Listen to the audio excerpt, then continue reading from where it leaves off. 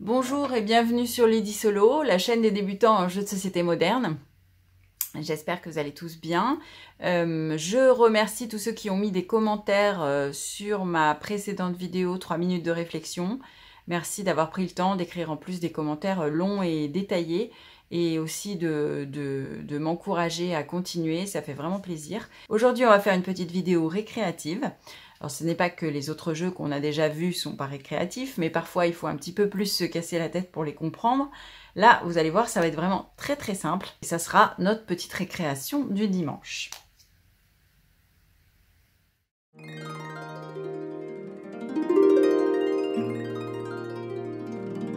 Et pour notre petite récréation du jour, eh bien, on va s'intéresser à un jeu qu'on pourrait qualifier d'abstrait. Un jeu abstrait, c'est un jeu qui a extrêmement peu de matériel et surtout qui n'a pas de thème. Les jeux qu'on a vus jusqu'à maintenant avaient tous un thème. Palm Island, même si c'est très simple, c'est un thème des îles et du commerce dans les îles.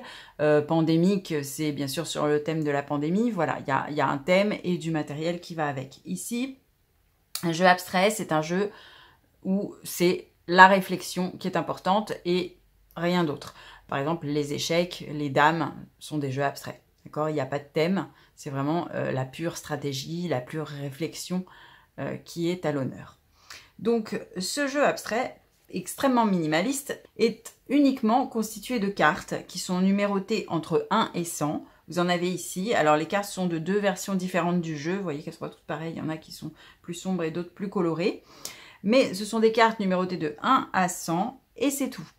Et même le titre du jeu est extrêmement minimaliste puisqu'il s'appelle The Game. Alors, je n'ai pas la version de base. C'est pour ça que je vous ai imprimé ce petit papier. Pas très chouette, mais bon, c'était pour vous montrer quand même la version de base. Puisque depuis est sortie une autre version que je vais vous montrer par la suite et que j'ai choisie personnellement. Donc la version de base se présentait comme ceci, avec un zombie sur toutes les cartes. Vous voyez que c'est des cartes assez sombres. Donc, carte numérotée de 1 à 100, c'est un jeu de Stefan Bendorf qui est édité par Oya.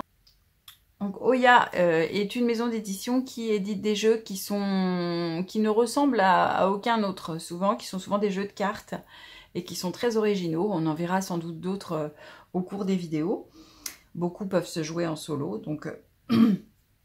Et donc ce jeu-ci, The Game, a été créé en 2015. Il est pour 1 à 5 joueurs pour des parties d'environ 20 minutes. Et vous voyez qu'il a obtenu en 2015 le Spiel des Jahres, excusez-moi pour mon accent allemand, je ne parle pas allemand, qui est le grand prix allemand du jeu de société. Voilà, on verra, je vous en reparlerai qu'il existe des prix. En France, c'est l'As d'or, le jeu de l'année. Et en Allemagne, c'est Spiel des Jahres, ce sont des prix qui sont vraiment très recherchés par les créateurs de jeux, qui sont très prestigieux, et donc The Game a gagné ce prix en 2015. Donc je n'ai pas la boîte de jeu de base comme je vous le disais, j'ai à la place cette boîte-ci qui est sortie par la suite, je crois en 2018, et qui est exactement le même jeu, mais dans une version avec des cartes plus colorées, vous voyez. Donc j'ai préféré celle-ci. Après c'est une question de goût. Il y en a qui préfèrent les zombies parce que ça crée un peu de stress dans le jeu, surtout quand on joue à plusieurs. Et puis moi je préfère personnellement celle-ci, mais ça c'est vous qui voyez. Il existe aussi 3 autres versions. Comme souvent quand un jeu marche bien, voilà, il ressort sous d'autres formes et avec de nouvelles règles un petit peu adaptées. Donc, il y a deux autres jeux. Alors, il y a The Game en vert qui se joue à partir de 2 joueurs, où on rajoute des couleurs. En plus des numéros, les cartes ont des couleurs. C'est un petit peu aussi, ça se rapproche un petit peu du Uno par certains aspects. Donc, un peu différent. Et puis, celui-ci, le duel, qui se joue exclusivement à 2. Donc, souvent aussi, on a des versions de jeux qui ressortent quand un jeu marche bien. On a une version qui sort spécifiquement pour 2 joueurs. En duel, donc ces deux-là, pas en solo. Et puis, on en a une également que j'ai là aussi, dont je vous parlerai un petit peu à la fin pour vous montrer ce qu'elle apporte par rapport au jeu de base. C'est The Game Extreme. Je vous montrerai ça tout à l'heure. Pour l'instant, on va se concentrer sur celui-ci et on va voir comment on joue à The Game. Eh bien, c'est très simple et en même temps pas si simple que ça. Alors, on a donc des cartes numérotées de 1 à 100. On a également une petite notice qu'on ne va pas regarder, je vais vous expliquer directement. Donc on a en fait 2 cartes 1, 2 cartes 100 et toutes les autres cartes, les 98 cartes qui restent, sont numérotées de 2 à 99. Voilà, donc ce sont toutes ces cartes-là. Je vais les sortir de la boîte. Voilà, donc vous voyez qu'elles ont des illustrations qui dépendent de la dizaine. Donc tous les 40 auront cette illustration-là, tous ceux qui sont entre 10 et 20 auront cette illustration, etc. C'est comme ça qu'on les repère. Toutes les vingtaines auront cette illustration. Et donc, on va mélanger tout ça. Alors, très important de bien mélanger ce jeu. Si les cartes ne sont pas mélangées, déjà la première utilisation, elles sont toutes triées par ordre croissant. Donc, il faut absolument qu'elles soient parfaitement mélangées. Sinon, le jeu n'a plus d'intérêt, en fait, parce que si les cartes se suivent, vous allez voir qu'il n'y a plus du tout d'intérêt au jeu. Donc, mélange. Alors, j'ai déjà pré-mélangé. Je remélange encore un petit peu. Pas facile de mélanger un paquet aussi épais. Donc, peut-être faites par petits paquets. Voilà, et puis après, remélanger des gros paquets. Bref, mais il faut vraiment passer un grand temps. Ce jeu a aucune préparation, mais il faut vraiment juste passer un grand temps à mélanger. Sinon, le jeu ne sera pas drôle si vous avez beaucoup de cartes qui suivent dans votre deck. Et je fais juste un petit aparté, parce que c'est pas toujours facile de mélanger les cartes neuves et on a peur de les abîmer. Je vous apprends un petit terme ludique des professionnels. On peut sleever les cartes. Alors, vous avez peut-être vu ça sur des chaînes de jeux. Des gens qui sleevent leurs cartes. Alors, qu'est-ce que ça veut dire, sleever? Ça veut dire mettre les cartes dans une petite pochette. En fait, sleeve, c'est une pochette en anglais. Donc, on a des petites pochettes en plastique qui existent aujourd'hui de toutes les tailles. Vous voyez, ça se présente comme ça. De toutes les tailles pour tous les styles de jeu. Et donc, on peut mettre notre petite carte, enfin nos petites cartes dans des petites pochettes comme ça. Alors, il en existe de toute qualité également. Il y en a des toutes fines, il y en a des plus épaisses, avec finition mate, finition brillante, etc.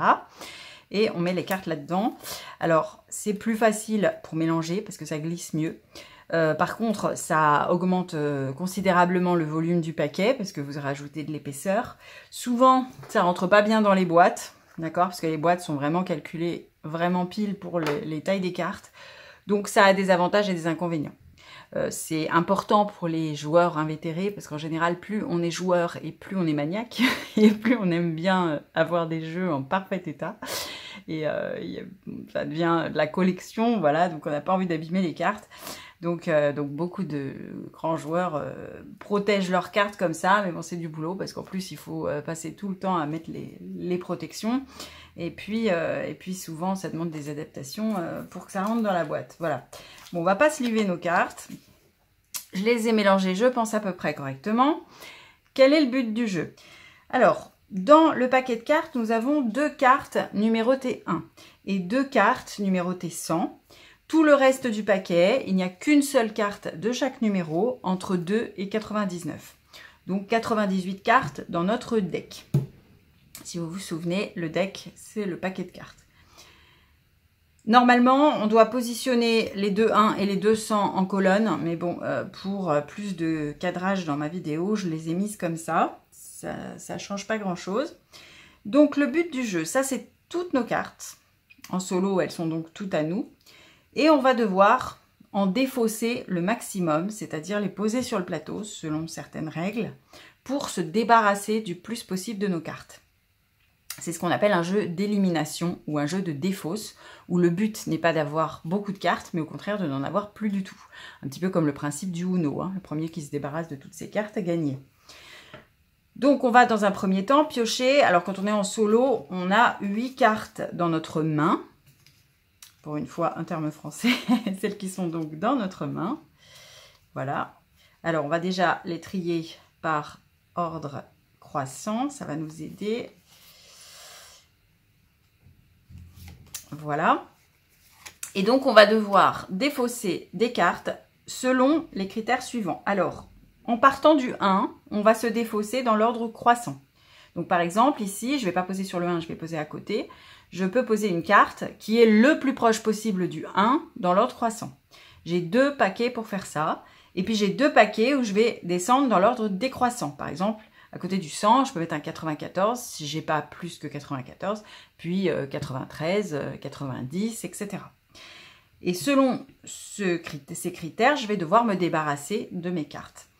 À chaque tour, je dois me débarrasser au minimum de 2 cartes. Je peux me débarrasser de plus, mais je suis forcée de me débarrasser à chaque tour de 2 cartes. Donc parfois, ça ne va pas m'arranger.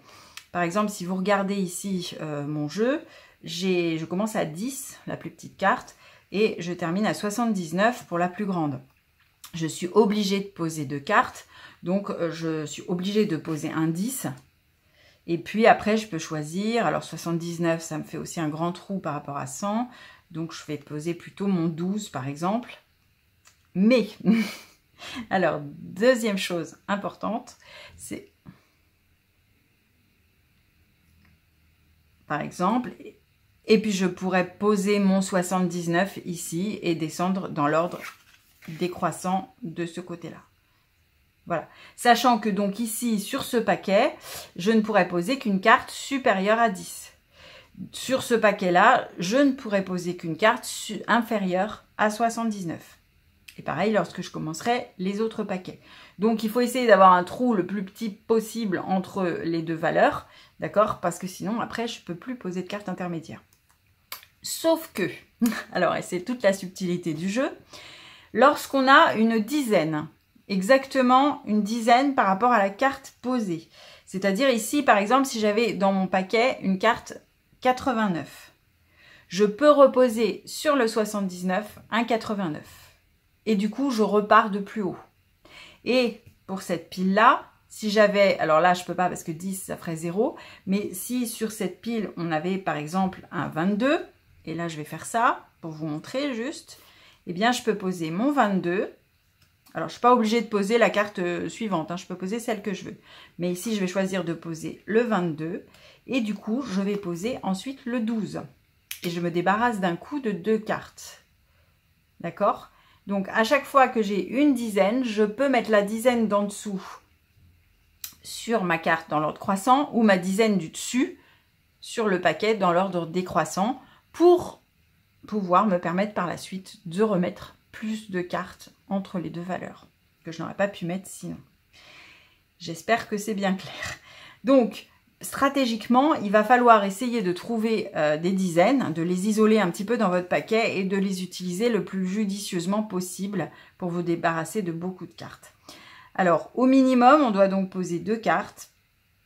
Je vais peut-être pas, alors ça c'était pour vous montrer, je repars de 0 maintenant. Je vais poser le 10.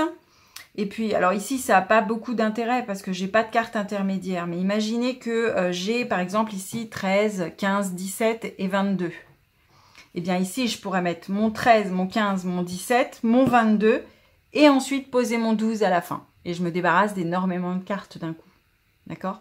Donc ici, je vais quand même le faire pour le plaisir d'utiliser une dizaine. Donc, à la place de mettre 12 et 22, qui ferait que du coup, je me retrouverais avec 22 comme limite pour l'instant, comme limite basse, eh bien, je vais poser plutôt 22 et 12. Comme ça, je repars de 12 et je me suis débarrassée de mon 22. Dernière chose à savoir, on n'a pas le droit de regarder les cartes qui ont été déjà utilisées. C'est-à-dire si par exemple à un moment dans la pile décroissante, vous aviez besoin d'un 22 pour faire une dizaine, vous n'avez pas le droit de retourner voir s'il a déjà été utilisé. Donc il faut essayer de se souvenir, mais vous allez voir que très vite, si vous avez une mémoire un peu défaillante, vous ne vous souviendrez plus des cartes qui ont déjà été utilisées. Mais bon, peut-être plus à 2 joueurs parce que chacun a que la moitié des cartes et c'est un peu plus facile de se souvenir peut-être. En tout cas, à un joueur, c'est très difficile. Donc après, bon, il faut oublier, essayer de se souvenir un peu, mais c'est pas facile. Donc voilà, là, je me suis débarrassée de 3 cartes déjà, donc je peux m'arrêter là. Donc je ne suis pas obligée, par exemple, de mettre mon 79 ici, parce que ça fait un gros trou par rapport à 100. Je vais le garder. J'ai déposé 2 cartes. Alors, ce qui est bien, c'est d'essayer d'en mettre plus que 2, ne serait-ce que pour le plaisir du jeu, mais bon, c'est pas toujours possible. Alors, je continue. Donc, j'ai repris mes 8 cartes en main et je continue. J'essaye toujours de voir si j'ai pas des dizaines intéressantes. J'essaye toujours de voir, par exemple, ici, et c'est le cas, vous voyez, j'ai 12. Donc, première chose à faire, je place mon 2. et je repars de 2. Donc très intéressant cette carte. Voilà, puisque c'est la dizaine d'en dessous, je peux placer un 2. Et puis ici, je ne vais pas placer 34 parce que ça fait un énorme saut. Je vais plutôt placer un 91 ici. Et je vais m'arrêter là pour l'instant parce que j'en ai mis 2. Alors, je continue. J'ai pas... Alors ici, là, je ne peux pas avoir de dizaine supérieure puisque je suis qu'à 91. Ici... Alors, je vais être obligée malgré tout de faire un grand saut là parce que je vais être obligée de passer à 79. Je vais faire ça. Je vais passer à 79 et 78 du coup. Là, j'ai pas d'hésitation à avoir puisque c'est 2 cartes qui suivent. Donc, si par la suite j'avais un 88, je peux remonter à 80. Mais pour l'instant, c'est pas le cas. Je reprends 2 cartes. J'ai mis les 2 cartes. Ici... Alors, on va mettre un 94 ici, et puis 34, ça fait toujours beaucoup. Je vais passer de 78 à 63, malheureusement. J'ai pas vraiment le choix.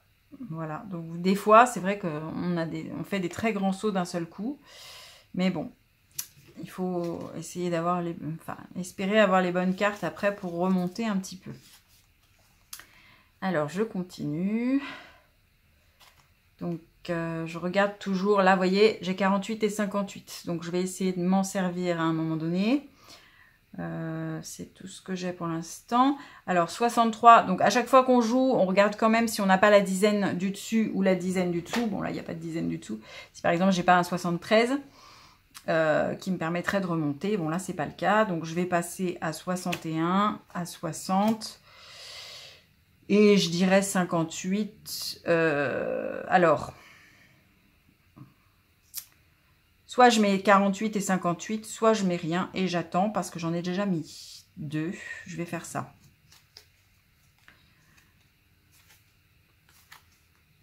Alors ici, on a... Alors, j'ai bien fait d'attendre, vous voyez. Donc j'aurais pu mettre 48 et 58 pour remonter.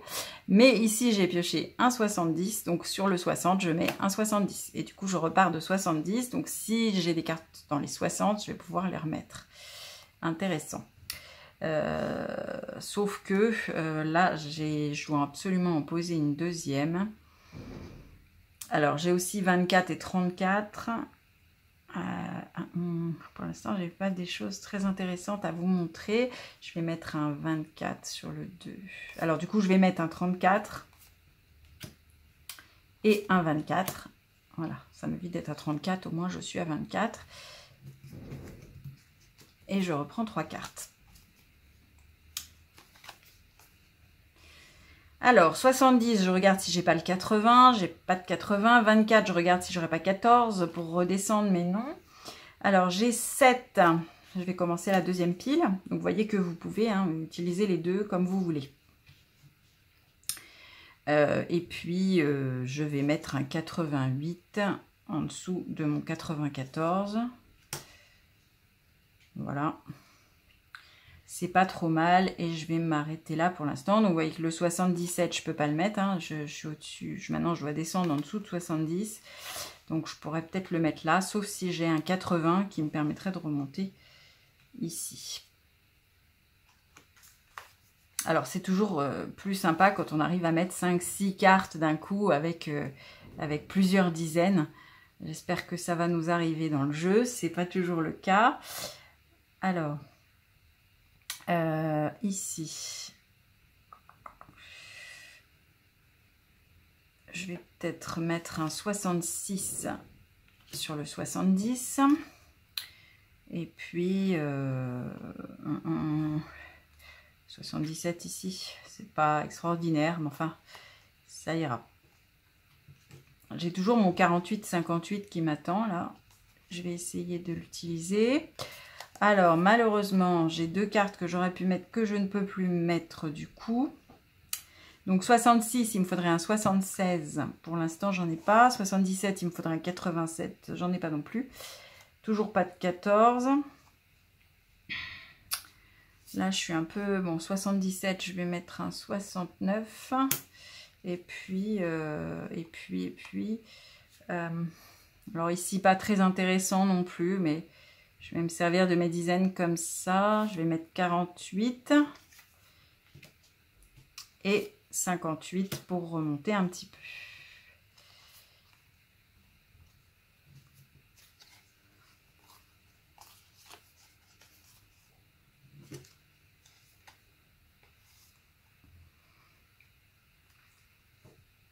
Alors,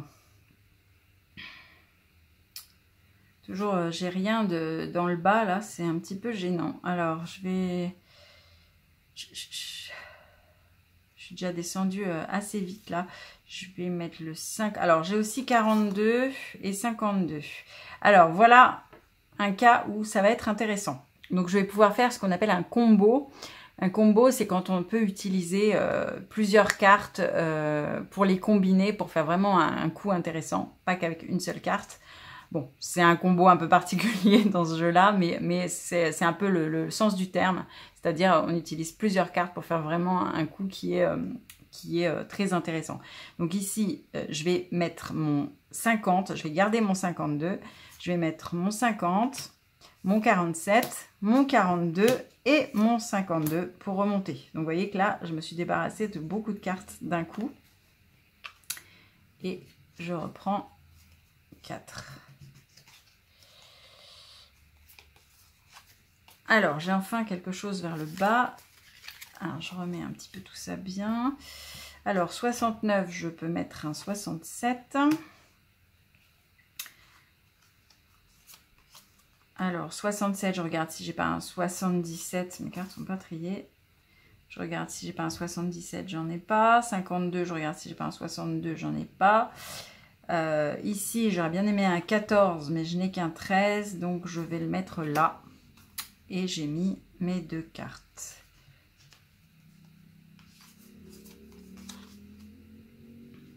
Alors, à chaque fois, donc toujours bien vérifier quand on a pioché ces cartes qu'on n'a pas des dizaines à remettre au-dessus.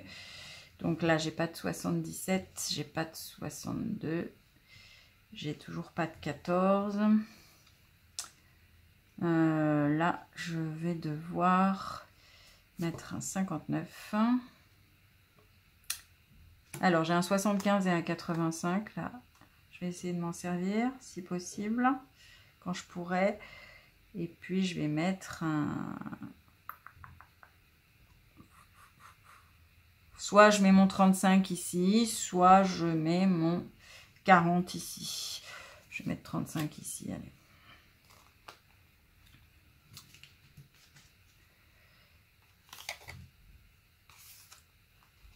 Alors, ici, 52, on va lui mettre un 46. Et puis, le 15 sur le 13. Voilà, je vais m'arrêter là.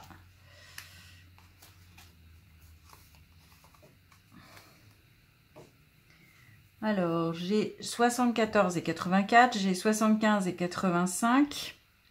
Si je pourrais arriver à faire quelque chose de tout ça, ça serait bien. Mais le problème, c'est que ici, je suis déjà descendue très bas. Donc, pour l'instant, les cartes hautes, elles seront là-dessus, a priori. Sauf si j'arrive à remonter, mais ça m'étonnerait. Donc, les cartes hautes, je vais plutôt les utiliser sur ces 2 tas, mais c'est pas encore le moment. Donc, je vais mettre un 40 ici. Et puis, là, je vais être ennuyée parce que je vais être obligée de faire un grand saut. Donc, j'ai pas de 56, j'ai pas de 69. Donc là, c'est un cas un peu ennuyeux où j'ai que des cartes fortes et elles sont trop fortes pour mettre ici. Donc, je vais devoir en mettre une ici, malheureusement, la plus basse. Donc, je vais mettre un 73 ici. Et là, je fais un grand saut d'un seul coup. C'est pas bon du tout. Alors, là, je vais pouvoir mettre un 55. J'ai pas de 65 malheureusement. Sinon, alors si j'avais par miracle un 65 la prochaine fois, et que si j'ai 55, je pourrais mettre 75, 85. Je pourrais remonter énormément d'un coup. Mais il me faudrait le 65. Alors, qui est peut-être déjà passé d'ailleurs, parce que je ne m'en souviens plus. Alors le 11, je ne peux pas le mettre non plus. Donc je vais continuer avec 74. Alors du coup, j'ai 74 et 84. Donc je peux...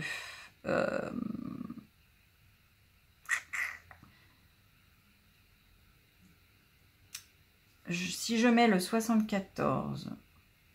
Alors, le plus judicieux de tout, pour descendre le plus bas, oui, de toute façon, que je descende sur 74 ou 75, ça ne change rien, puisque j'ai les deux cartes. Donc, ce que je vais faire 74, 84, 85 et 75. Voilà. Comme ça, j'ai pas trop monté. Alors, maintenant, j'espère que je ne vais pas piocher le 65, sinon je vais regretter d'avoir mis toutes mes cartes ici. Mais... il y a quand même peu de chance. Alors, 20, 31, 64, 1, 2, 3, 4, 5, 6, 7, 8. Voilà. Alors, est-ce que c'est plus intéressant? 15. Je n'ai pas de 5 pour redescendre. J'ai 11 et 21. Alors, oui. Là, je peux faire, j'ai même un 31. J'ai 3 dizaines. Ça, c'est intéressant. Celles-là, les cartes fortes, on les oublie pour l'instant. Pas de dizaines pour remonter. J'ai ni 65 ni 55. Par contre, ici... alors, ce que je peux faire... bon, ça aurait pu être mieux si j'avais eu des cartes intermédiaires. Mais là, j'ai pas vraiment le choix parce que je peux rien jouer d'autre. Donc, je vais être obligée d'utiliser celle-ci. Ici, je vais mettre la 31 d'abord. Puis je redescends à 21. Puis je redescends à 11. Ça, c'est pas trop mal. Alors, je continue.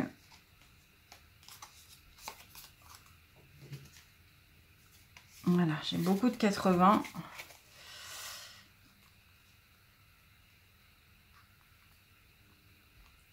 Alors, je ne peux pas redescendre. J'ai pas de 65. Je pense que je vais être obligée d'utiliser celle-ci. Ou alors, je passe dans les 80. Alors, j'ai 86, 87, 89.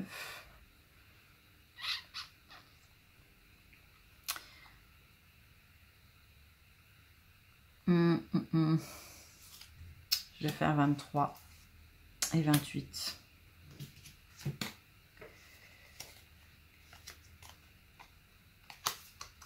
Ici, je vais descendre dans les 40, 43, 41.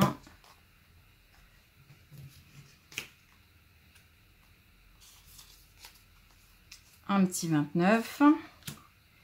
Et un petit... alors non, 56, là je descends, donc je ne peux pas mettre 56.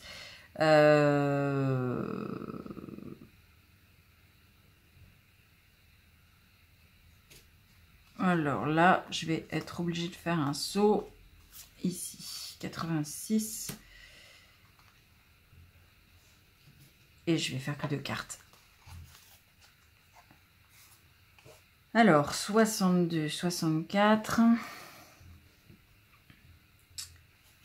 Pas très intéressant non plus. Alors, je vais faire 87 ici et 89.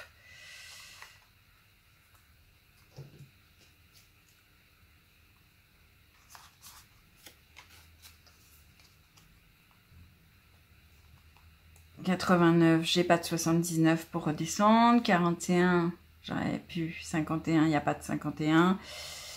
Toujours pas de 65, toujours pas de 19. Donc je vais continuer ici. 89, 92, 93.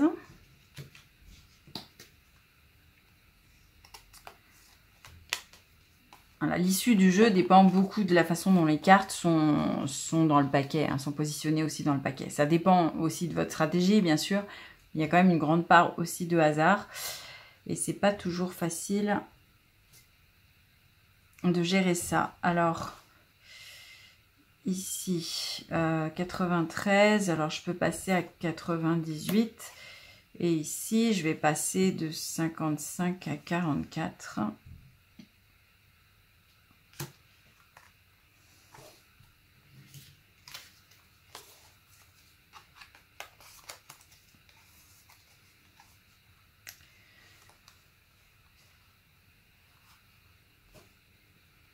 Alors, ça va commencer à devenir compliqué parce que là, soit je fais un saut de 29 à 56, ou alors je fais un saut de 41 à 18.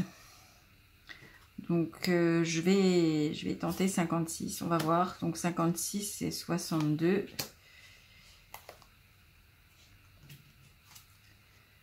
Ça commence à être un peu compliqué. Alors, 26, maintenant j'ai 26. Alors,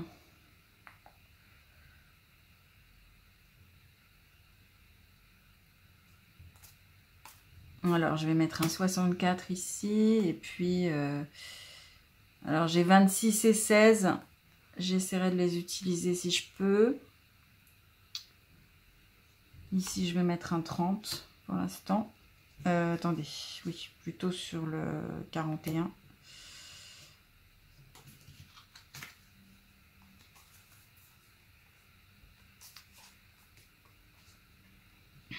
Ici, alors,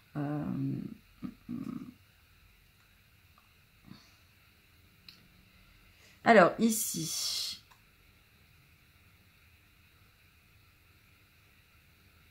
je pourrais me débarrasser de 18, 17, 16 et je remonte à 26. Voilà un petit combo intéressant.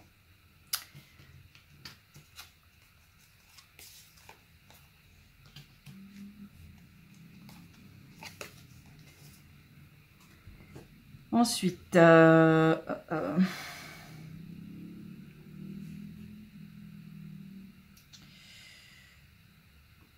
26, je ne peux pas remonter à 36. 44, je ne peux pas remonter à 54. 64, je ne peux pas descendre à 54.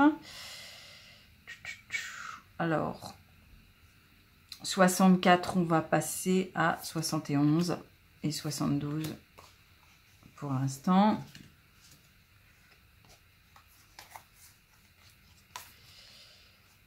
Ici,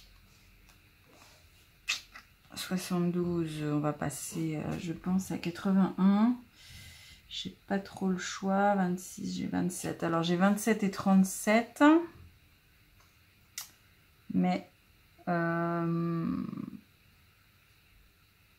alors, oui, je pourrais. Ici, je suis à 44. Donc, je vais mettre 32, 27 et je remonte à 37.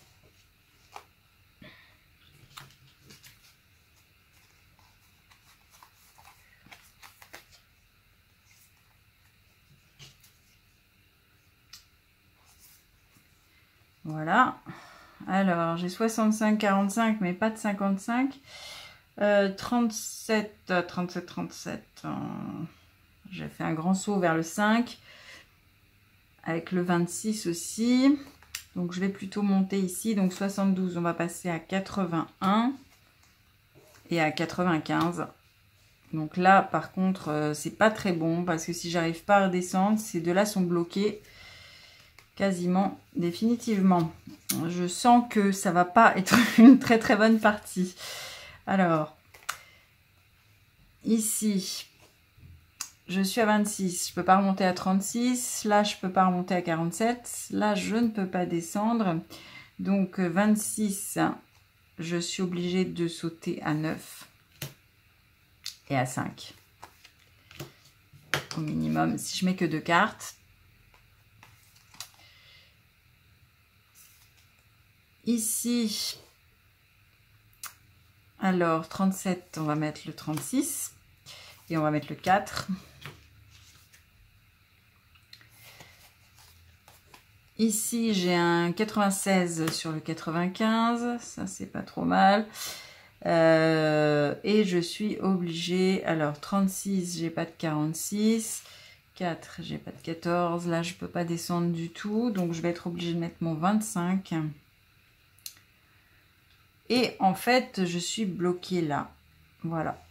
Donc là, c'est une très mauvaise partie. Parce que, donc vous voyez, je ne peux plus rien mettre en dessous du 25. Je ne peux plus rien mettre en dessous du 4. Je ne peux pas remonter. J'ai pas de 35, j'ai pas de 14. Ici, je ne peux pas mettre quoi que ce soit de supérieur à ça et je ne peux pas descendre ni à 88 ni à 86. Donc, ma partie se termine ici. Donc, maintenant, je dois compter. Donc, vous voyez qu'il me reste tout ça, plus mes cartes. Donc, on doit compter toutes les cartes et ce sera notre score. Donc, très mauvais score dans cette partie. Hier, je me suis entraînée avant de vous faire la vidéo pour me remémorer bien la stratégie. J'ai réussi à gagner, j'ai réussi à me débarrasser de toutes mes cartes. C'était la première fois que ça m'arrivait. Mais malheureusement, ça ne s'est pas reproduit 2 fois. Donc voilà le principe en tout cas. Donc vous voyez que ce qui est intéressant, c'est quand on a un combo avec plusieurs cartes. Alors si vous avez plusieurs dizaines qui suivent, des fois il y en a 3 et plein de cartes entreposées entre les deux. Donc on arrive à se débarrasser de 5-6 cartes d'un seul coup. Ça c'est génial. Après en solo, voilà, ça reste un peu limité parce que si vous vous débarrassez que de 2 cartes à chaque fois et qu'il n'y a rien, il n'y a pas de possibilité spéciale qui s'offre à vous, c'est un petit peu par moment moins palpitant. Quand on est à 2, ce qui est intéressant, c'est que vous pouvez, donc c'est coopératif à 2, c'est-à-dire que vous devez globalement tous les deux vous débarrasser, ou à plus, vous débarrasser de l'ensemble du paquet, vous piochez chacun dedans, mais c'est un score pour l'ensemble des joueurs. Donc vous avez le droit de vous faire quelques signes. Alors je sais qu'on n'a pas le droit de se dire mets sur ce paquet-là ou ce paquet-là, mais on a quand même le droit de se faire quelques signes pour s'aider. Puisque chacun a certaines cartes et il faut essayer de s'entraider pour les mettre dans le meilleur ordre, mais sans se parler complètement. Donc ça rajoute un peu de piment au jeu. Et puis aussi le fait que comme vous n'avez pas toutes les cartes en main, vous allez peut-être être contré, même sans le vouloir, par quelqu'un qui va mettre une carte et vous aviez prévu d'en mettre une à un moment et vous ne pouvez plus la mettre parce que l'autre l'a déjà mise.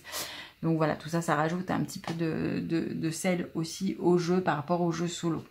Mais même en solo, vous allez voir que c'est assez addictif parce qu'on a envie de refaire les premières fois, on a vraiment envie de refaire et d'améliorer son score. Voilà, il n'y a pas de mal à l'améliorer parce qu'il est vraiment nul celui-là.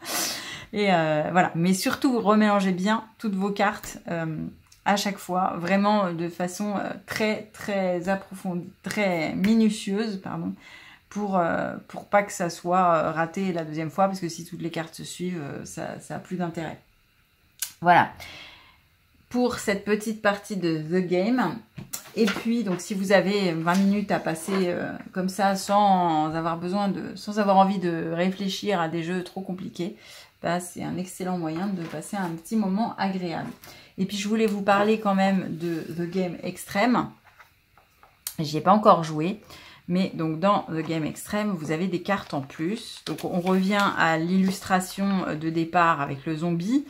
Mais vous voyez, en plus des cartes, donc vous avez le 1, le 100, et puis les cartes sont toutes comme ça, mais vous avez des cartes spécifiques. Alors, vous avez des cartes qui se jouent instantanément, c'est-à-dire, par exemple, si vous jouez cette carte-là, donc si vous avez joué le 81, vous devez poser 3 cartes. C'est-à-dire, au lieu d'en poser 2 de votre main, ou 4 ou 5, vous devez en poser exactement 3. Donc, quand vous la jouez, il faut que vous soyez sûr que dans votre tour, vous pouvez en poser exactement 3. Sinon, vous ne pouvez pas la jouer. Vous avez celle-ci. Si vous posez celle-ci, vous devez dans le même tour la recouvrir par une autre. Si la tête de mort est visible à la fin d'un tour avant que vous piochiez les cartes et que vous n'arrivez pas à la recouvrir, eh bien le jeu est terminé d'office. Vous êtes mort. Après, vous avez d'autres cartes de ce genre, bleu, infini. Si une carte comme ça est posée, alors vous ne pouvez plus faire de dizaines sur aucune des 4 piles, jusqu'à ce que quelqu'un recouvre cette carte.